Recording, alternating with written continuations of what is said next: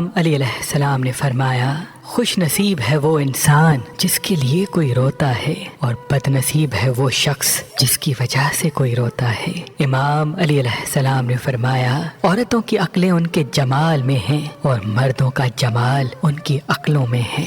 امام علی علیہ السلام نے فرمایا زندگی کے ہر موڑ پر صلح کرنا سیکھو کیونکہ جھکتا وہی ہے جس میں جان ہوتی ہے، اکڑنا تو مردے کی پہچان ہوتی ہے۔ امام علی علیہ السلام نے فرمایا تمہارا بدترین دوست وہ ہے جو تمہیں غلط بات پر راضی کرے۔ امام علی علیہ السلام نے فرمایا جب طاقت زیادہ ہو جاتی ہے تو خواہش کم ہو جاتی ہے۔ امام علی علیہ السلام نے فرمایا جاہل نہ تو اپنی کمزوری کو سمجھتا ہے اور نہ تو نصیحت کرنے والوں کی باتوں کو قبول کرتا ہے، تبھی جاہل کے سوال کا بہترین جواب خاموشی ہے۔ امام علی علیہ السلام نے فرمایا رشتے کبھی قدرتی موت نہیں مرتے، اس کو ہمیشہ انسان ہی قتل کرتا ہے، کبھی نفرت سے، کبھی نظر اندازی سے اور کبھی غلط فہمی سے۔